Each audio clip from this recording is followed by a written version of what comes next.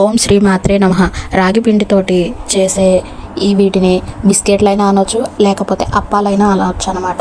ఎందుకంటే చిన్న చిన్నగానే ఉంటాయి కాబట్టి అప్పాల సైజులోనే. అయితే ముందుగా బెల్లాన్ని అయితే ఒక కప్పు తురిమేసి పక్కన పెట్టుకొని ఉంచాను. ఇంకా దాన్ని ఒక కళాయిలోకి వేసేసి 2 గ్లాసులు నీళ్ళు అయితే పోసేసాను.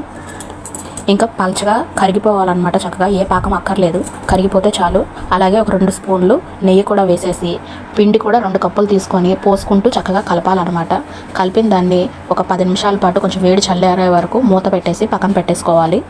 ఆ తర్వాత దాన్ని తీసి చక్కగా మనం పూరి పిండి చపాతీ పిండి కలుపుకున్నట్టు గిన్నెకి ఏమీ అంటుకోకుండా మంచిగా కలిపేసుకోవాలి. ఈ మధ్యలో పిండి చేతికి తగులుతూ ఉంటే మాత్రం కొంచెం నెయ్యి అప్లై చేసుకుంటూ అలా చేసుకోవాలన్నమాట. ఆ తర్వాత చిన్న చిన్న వంటలు చేసేసి దాన్ని మనకి ఎలా కావాలంటే అలా దాన్ని చేసుకోవచ్చు. నేనైతే అప్పాల్లాగా చిన్న చిన్నగా ఒత్తేసాను అనమాట. ఇక కాల్చడం కూడాను డీప్ ఫ్రై కన్నా కానీ నెయ్యిలో ఇలా కాల్చుకుంటే ప్యాన్ ఫ్రై చాలా బాగుంటుంది అనమాట. ఇదిగోండి, కొంచెం నెయ్యి వేసేసి తర్వాత ఇవన్నీ పెట్టేసేసి తర్వాత దాని మీద కొంచెం నెయ్యి అయితే అప్లై చేసి 2 వైపులా చక్కగా కాలేలాగా కాల్చేసాను. ఇంకా దేవుడికి ప్రసాదం పెట్టాలని చెప్పేసి కొన్ని వరకు చేసేసి ముందు దేవుడి దగ్గర పూజ చేసుకున్నాను అనమాట. ఫస్ట్ రోజు అయితే ఈ రాగి అప్పాలు లేకపోతే బిస్కెట్లు అనొచ్చు, దీన్ని ప్రసాదంగా పెట్టాను. మీరు కూడా ట్రై చేయండి, చాలా బాగుంటాయి. Bye friends, bye. నెక్స్ట్ వీడియోలో కలుద్దాం.